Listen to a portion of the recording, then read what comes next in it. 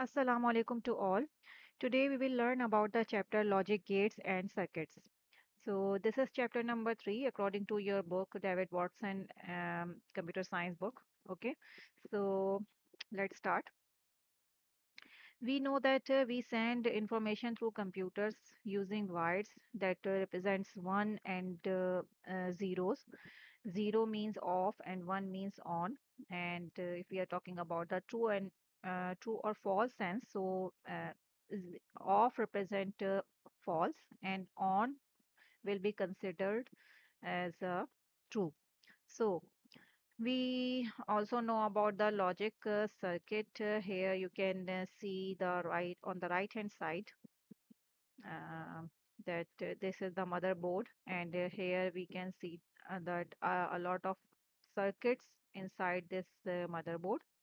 Okay, actually, every digital system has a series of logic gates together by taking the output from one gate and using it as the input to another gate. So this is the logic circuit, and basically logic circuit are made up of thousands of logic gates, and logic gates take binary inputs and produce binary output. So several logic gates combined together form a logic circuit.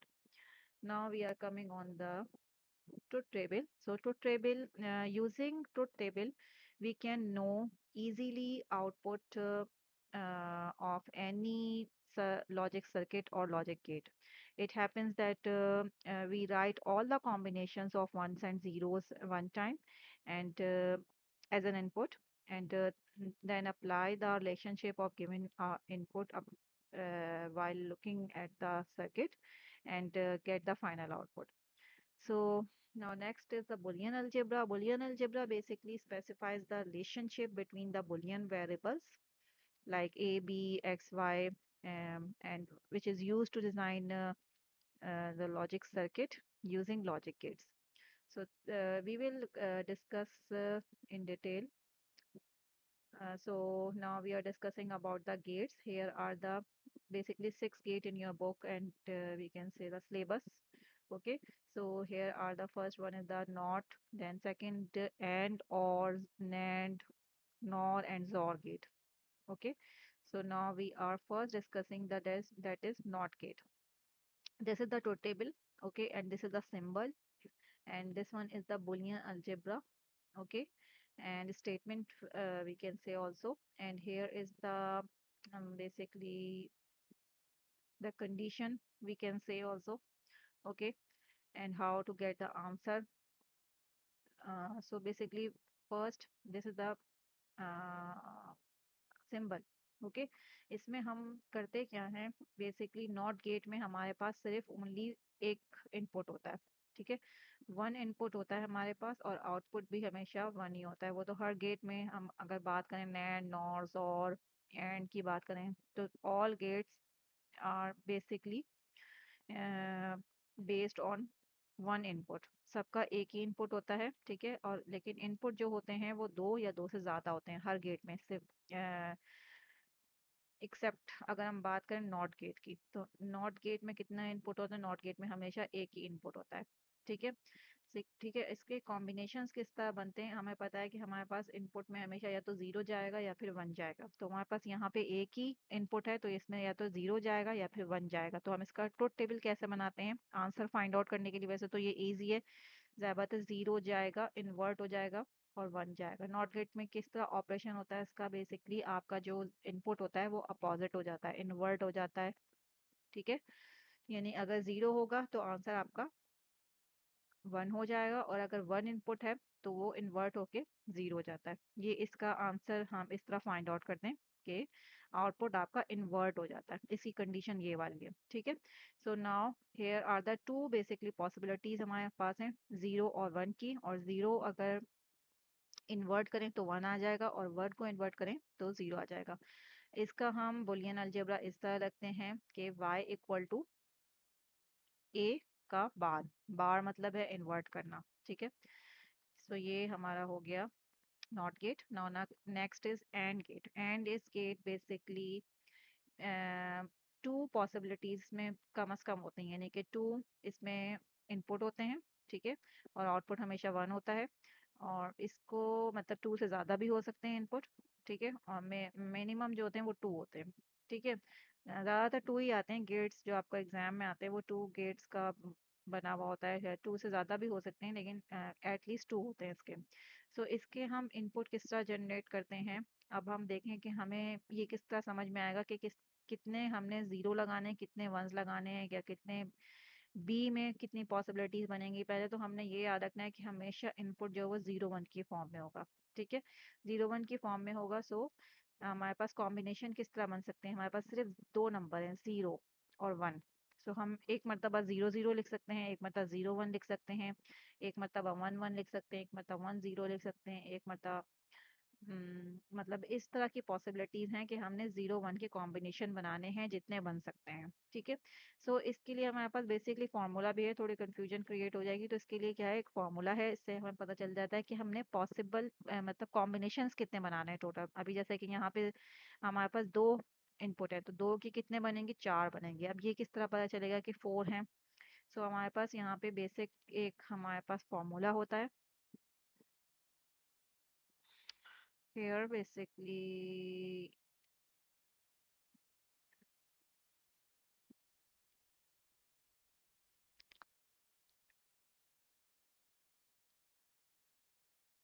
देखें, this is the formula जिससे हम combinations find out कर सकते हैं कि कितने combination बनेंगे, ठीक है। टू तो हमारा सेम ही रहेगा, ठीक है, टू हमारा सेम रहा। यहाँ पे एन की जगह क्या आ जाएगा, नंबर ऑफ इनपुट, कितने नंबर ऑफ इनपुट बनेंगे हमारे पास, कितने नंबर ऑफ इनपुट वहाँ पे अवेलेबल है। यहाँ पे हम देखें तो 1 और 2, तो टोटल 2 इनपुट हैं। सो यहाँ एन की जगह हम लिख देंगे 2। अगर फॉर एग्जांपल यहाँ पे 3 इनपुट होते ए बी सी, तो वहाँ पे फिर हम यहाँ पे हम 3 लिखते, ठीक है, 3 लिखते। तो अब यहाँ पे हमारे पास 2 है, टू टू ज़ा क्या होता है, 4 होता है, ठीक है। पावर के उसमें सॉल्व करना है आपने, टू टू ज़ा 4 हो गया, ठीक है, 2 मल्टीप्लाई बाय 2 4 हो गया। अगर यहाँ 3 होता देन 2 टू ज़ा 4, 4 टू ज़ा 8 होता, ठीक है। लेकिन अभी हमारे पास 2 टू ज़ा 4 है, देन क्या करेंगे, ये हमारे पास इसका मतलब है ये हमें पता चल गया यहाँ पे कि ये हमारे कॉम्बिनेशन इतने बनेंगे, टोटल कॉम्बिनेशन हमारे 4 बनेंगे, ठीक है। यानी 1 2 3 एंड 4 कॉम्बिनेशन हमारे 4 रॉज बनेंगी या 4 कॉम्बिनेशन बनेंगे, इस तरह करके आप डिफाइन कर लें इसको, ठीक है। तो यहाँ पे हम लिख भी देते हैं कॉम्बिनेशन हमारे पास।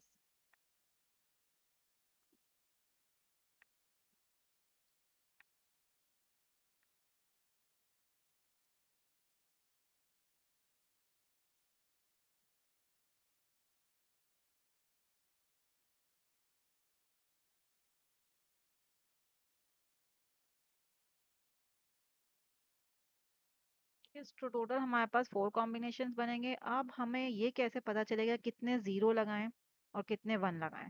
पहले तो एक बात याद रखनी है कि हमेशा हम जीरो से स्टार्ट करेंगे, ठीक है, हमेशा हम जीरो से स्टार्ट करेंगे। जब भी हम ए का यानी कि फर्स्ट इनपुट ले रहे हैं तो हम जीरो से स्टार्ट करेंगे। अब हमें कैसे पता चलेगा कितने जीरो लगाएं कितने वन लगाएं, तो हम देखते हैं यहाँ पे इस 4 का भी हम हाफ कर देंगे।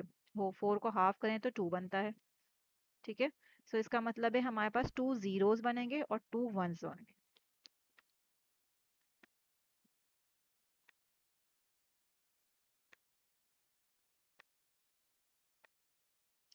इसका मतलब ये है कि हमने स्टार्टिंग में 2 जीरोस लिखने हैं और फिर उसके बाद 2 टाइम्स हमने वंस लिखना है, ठीक है। यानी 2 टाइम्स हमने जीरो लिखा और 2 टाइम्स वन लिखा। अब इसके बाद जब हम बी पे आते हैं तो इसमें कैसे लिखेंगे 0 1, तो इसका हम कैसे लिखते हैं कि इसको भी हम जो हमारे पास आई है यहाँ पे नंबर आया, इसको भी हम हाफ कर देंगे। 2 का हाफ क्या होता है 1।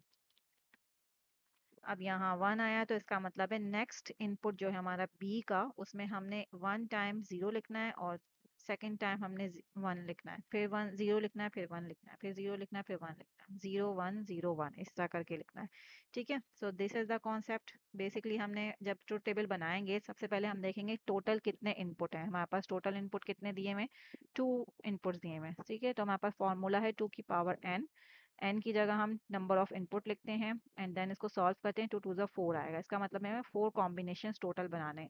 अब हमें ये कैसे पता चलेगा कितने जीरोस बनाने कितने वंस बनाने, तो हमने क्या किया, इस 4 को हाफ कर दिया, हाफ किया तो 2 आया। इसका मतलब है 2 हम जीरोस लिखेंगे स्टार्टिंग में ही और 2 वंस लिखेंगे उसके बाद। ठीक है, उसके बाद हमने बी का इनपुट है, बी का इनपुट कैसे डिफाइन होगा, बी का इनपुट इस तरह डिफाइन होगा, उसका वो जो हमारा आंसर आया है उसको भी हम हाफ कर देंगे। ठीक है, सो उसको हाफ करते हैं तो 1 आया आंसर, तो इसका मतलब है हमें 1 टाइम 0 लिखना है, 1 टाइम 0, 1 टाइम 1 लिखना है, फिर 0 लिखना है, फिर 1 लिखना है। ठीक है, सो ये पार्ट हमारा हो जाएगा इनपुट का कंप्लीट एंड देन हमें फाइंड आउट करना है आंसर। तो आंसर फाइंड आउट कैसे करते हैं, एंड गेट में यहाँ पे सब जो हमारे गेट्स हैं उनकी कंडीशन अलग अलग है। ठीक है, नॉट गेट में हमने क्या किया था, नॉट गेट में हमने इन्वर्ट कर दिया था, यानी कि अपोजिट कर दिया था आंसर को इनपुट के एज अ इनपुट। अगर इनपुट हमारा 0 है तो आंसर हमारा आउटपुट हो गया 1, अगर हमारा इनपुट 1 है देन हमारा आंसर होगा 1 है तो 0 होगा। ठीक है, सेम एज इट इज। अगर यहाँ पे इनपुट हमारे पास दो पॉसिबिलिटीज है, हमारे पास यहाँ पे दो से कम नहीं होती, दो होती हैं, दो से ज़्यादा होती हैं। ठीक है, इसमें हम सिंपल या तो मल्टीप्लाई कर दें, एंड का मतलब होता है दोनों कंडीशन ट्रू होनी चाहिए तब हमारा आंसर भी ट्रू होगा। ठीक है, या तो आप ये चीज़ याद कर लें कि output is true only if all input are true. ठीक है, यानी कि जब दोनों इनपुट ट्रू होंगे यानी वंस होंगे तो हमारा आंसर भी 1 होगा, वरना फिर ऑल पॉसिबिलिटीज आर 0। ठीक है, चाहे अगर हमारे यहाँ पे सी भी होता तो तीनों 1 होते तब हमारा आंसर 1 होता। ठीक है, और जो कहीं भी अगर 0 आ जाएगा सो हमारा आंसर भी 0 हो जाएगा। और इसको आप एक तरीके से ये भी ले सकते हो, इस तरह याद कर सकते हैं, या फिर आप इसको इस तरह भी कर सकते हैं, 0 0 0 0 1 ज़ा 0 1 0 ज़ा 0 एंड 1 1 ज़ा 1। ठीक है, ये हो गया। इसको हम लिखते कैसे हैं, इसकी नोटेशन कैसे लिखते हैं, बुलियन अलजेब्रा में A dot B, dot sign है एंड का। ठीक है, डॉट रिप्रेजेंट करता है एंड गेट को, तो ए हमारा ए है। ठीक है, देन बी हमारा दूसरा इनपुट है, इनके बिटवीन टू वेरिएबल्स क्या लगेगा, डॉट लगेगा। ठीक है, और हमारा जो ये आउटपुट है वो यहाँ लिखा जाएगा y equal to a dot b। ठीक है, now next is or gate. Or gate में क्या होता है, इसमें आपका सिंबल इस तरह का होता है, एंड गेट में d का सिंबल था।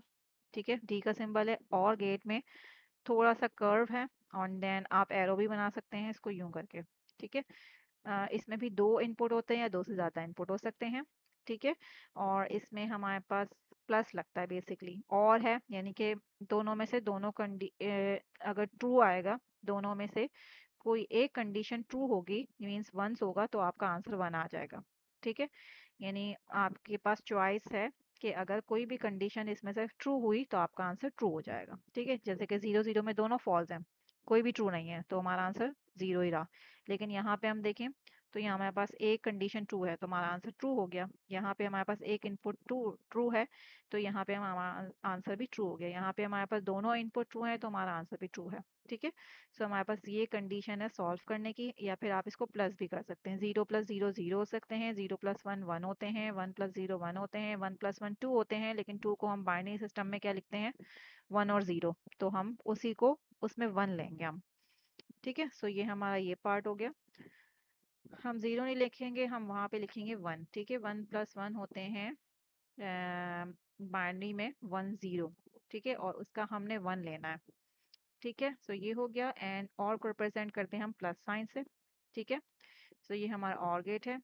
एंड नाउ अगर हम नैंड गेट की बात करें तो नैंड बिल्कुल एंड गेट की तरह है, बस उसके आगे इन्वर्टर लग जाएगा, यानी कि बार लग जाएगा, आप ये भी कह सकते हैं। ठीक है, और इन जो आपका आंसर होगा एंड गेट का वो क्या हो जाएगा, इन्वर्ट हो जाएगा, यानी जो आपका एंड गेट का आंसर है वो उसका अपोजिट हो जाएगा। ठीक है, इसकी एक और कंडीशन है याद करने की, अगर इसको इस तरह चाहें इसका आउटपुट निकालना तो इस तरह भी निकाल सकते हैं, output is true if either और बोथ इनपुट आर फॉल्स। ठीक है, मतलब कि आपका जो है 0 0 से क्या होता है, सिंपल तरीका इसका ये है कि आप मल्टीप्लाई करें, मल्टीप्लाई करके जो आंसर आएगा आप उसको इन्वर्ट कर दो, 0 0 से 0 होता है, और 0 0 से 0 एंड देन उसको इन्वर्ट करो तो 1 बन जाता है। ठीक है,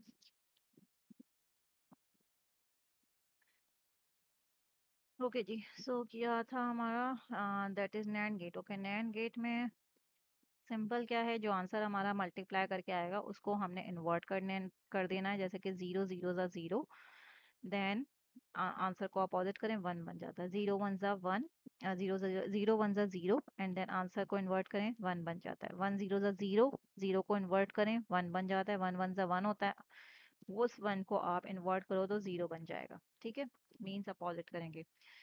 इसकी हम इसको बुलियन अलजेब्रा में किस तरह लिखते हैं, ए डॉट बी, ठीक है, एंड गेट की तरह ए डॉट बी, और ऊपर हमारा इन्वर्टर लगा हुआ है तो ऊपर बार लगा देंगे, जैसे कि नॉट गेट में ऊपर बार होता था, क्योंकि यहाँ पे सर्किल लगा हुआ है, इसको हम आप कह दो कि इसको कैसे ऊपर बार लग जाता है, ठीक है। सो ये हो गया आउटपुट इज ट्रू, ठीक है। चाहे तो ये इस स्टेटमेंट के जरिए भी आप इसको सॉल्व कर सकते हो, मतलब याद कर सकते हो कि इस तरह का अगर कोई कंडीशन होगी तो इस तरह का आउटपुट हम जनरेट कर सकते हैं, ठीक है। मीन्स के इसमें अपोजिट करना है, जैसे एंड गेट में क्या था, एंड गेट में दोनों कंडीशन ट्रू होनी चाहिए, ठीक है, तब आपका आउटपुट जो था वो आता था ट्रू, ठीक है। सो यहाँ पे क्या है, दोनों कंडीशन जब फॉल्स होंगी, ठीक है, दोनों कंडीशन नहीं बल्कि एक कंडीशन अगर फॉल्स होगी, यहाँ पे जैसे कि जीरो की कंडीशन फॉल्स है तो आपका आंसर क्या हो जाएगा, ट्रू हो जाएगा। यहाँ पे देखें, यहाँ भी कंडीशन क्या है, फॉल्स है, तो ये आपका आंसर क्या हो जाएगा, ट्रू हो जाएगा। यहाँ पे भी एक कंडीशन क्या है आपकी, फॉल्स है, तो यहाँ पे आपका आंसर ट्रू हो जाएगा, ठीक है। अब यहाँ पे बिल्कुल ही ट्रू है कंडीशन, तो आपका आंसर जो है फॉल्स हो गया। या फिर एक और इजी तरीका इन्होंने बताया क्या है कि आपकी कंडीशन जब बोथ ट्रू होगी तो आपका आंसर क्या हो जाएगा, फॉल्स हो जाएगा, ठीक है। इस तरह याद करना थोड़ा सा डिफिकल्ट होगा, लेकिन अगर याद कर सकते हैं तो कर लें कि अगर आपकी कंडीशन में आपके जो है दोनों इनपुट जो हैं वो ट्रू होंगे तो आपका आंसर फॉल्स होगा, बाकी सारी कंडीशन में जो आपका आंसर ट्रू होगा, ठीक है। सो ये हमारा हो गया। Next is NOR gate. NOR gate में क्या है, नॉर गेट भी और गेट का अपोजिट है। और गेट का जो आंसर होता है उसका इन्वर्ट कर दो, ठीक है। इसको हम और गेट की तरह बनाते हैं और ऊपर एक इन्वर्टर लगा देते हैं। देन क्या होगा, बिल्कुल वैसे ही हमने और गेट की तरह इसकी इक्वेशन लिखी और ऊपर बार लगा दिया, ठीक है। और इसका तो टेबल भी वैसे ही बनेगा, सेम एज इट इज। इसका क्या है कि output is true only all if only if all input are false. अगर दोनों इनपुट जो हैं वो फॉल्स होंगे तब आपकी कंडीशन जो है वो ट्रू हो जाएगी। अपोजिट है किसका, और गेट का, ठीक है। और अगर इसको इस तरह भी आप कर सकते हैं कि जीरो प्लस जीरो क्या होते हैं, जीरो होते हैं, और अपोजिट करो जीरो का तो वन हो जाएगा। जीरो प्लस वन वन होते हैं, अपोजिट करो उस वन का तो जीरो हो जाएगा। वन प्लस जीरो वन होते हैं, अपोजिट करो जीरो बन जाएगा। वन प्लस वन वन होते हैं, अपोजिट करो तो जीरो हो जाएगा। मीन्स इन्वर्टर लगा दें, ठीक है, इन्वर्ट कर दें अपने आंसर को। ये भी बहुत ईजी है, ठीक है। चाहे तो इस स्टेटमेंट के जरिए कर सकते हैं कि अगर बोथ कंडीशन आर फॉल्स, आपका आंसर क्या हो जाएगा, ट्रू हो जाएगा। ये हो गया, और बाकी में सारे फॉल्स आ जाएंगे। The next is XOR gate. XOR gate की इक्वेशन थोड़ी आपको याद करनी पड़ेगी, थोड़ी कॉम्प्लिकेटेड है। तो A plus B dot A bar plus B bar, ठीक है। इसमें क्या है, आपने सिंपल पहले और गेट बनाना है और इससे पहले एक कर्व लाइन बना देनी है, ठीक है। और इसको इसको हम किस तरह याद कर सकते हैं, इसके आउटपुट को किस तरह कर सकते हैं कि बोथ कंडीशन जो है जब आपकी सेम होंगी, ठीक है, लाइक जीरो जीरो सेम है और वन वन सेम है, तो जब ये आपका इनपुट जो है सेम होगा तब आपका आंसर जो है वो जीरो आएगा। बस इतना सा याद कर लें, बाकी कंडीशन फॉल्स होगी। जब आपका इनपुट दोनों सेम होंगे, चाहे वो जीरो जीरो हो चाहे वो वन वन हो, तो आपका आंसर भी सेम होगा, ठीक है, यानी जीरो होगा। नहीं, जब आपके जो इनपुट सेम होंगे तो आपका आंसर जीरो होगा, यानी आपका इनपुट सेम वन वन भी हो सकते हैं तो आंसर आपका जीरो ही होगा, सेम नहीं होगा बल्कि जीरो होगा, ठीक है। जीरो जीरो होगा तो जीरो होगा, वन वन होगा तो जीरो होगा, ठीक है। और बाकी में फॉल्स होगा। Output is true if input are different. ये भी कंडीशन, ये इस तरह भी याद कर सकते हो कि अगर इनपुट डिफरेंट है तो आपके आंसर जो है वो ट्रू होगा, ठीक है, अदर्स में फॉल्स होगा। This is the basically concept कहेंगे, या फिर आप इस तरह से हम आंसर फाइंड आउट करते हैं ट्रुथ टेबल में। इजी है, मज़े का चैप्टर है, इसको बहुत अच्छे से हम सॉल्व कर सकते हैं और इसके नंबर्स हम आसानी से हासिल कर सकते हैं। ठीक है, ये समरी है हमारी बेसिकली। ये सारी ये इसी चीज़ की समरी है, जो हमारे पॉइंट्स लिखे हुए हैं कि आप अपने मीन्स के फाइंड आउट कैसे कर सकते हैं आंसर ट्रुथ टेबल में। सो चाहें तो आप ये याद कर लें, और चाहें तो आप ऐसे भी कर सकते हो कि जैसे कि नॉर में मैंने बताया कि प्लस करें और इन्वर्ट कर दें, नैंड में मल्टीप्लाई करें देन इन्वर्ट कर दें। ये क्या है, और गेट में सिर्फ प्लस करना है सिंपल नंबर्स को, एंड में आपने मल्टीप्लाई करना है। ठीक है, नॉट में आपने इन्वर्ट कर देना है, एक ही इनपुट होता है। ठीक है, सो ये इस तरह का, और ये समरी है, अगर चाहें तो इसका भी ये भी आपने जहन में रखनी है, क्योंकि इस ऐसे भी आ सकते हैं क्वेश्चंस। ठीक है, सो this is I think end of lecture today. So now we will meet in the next lecture, inshallah, and then will solve some problems related to this chapter. Okay, so Jazakallah for watching.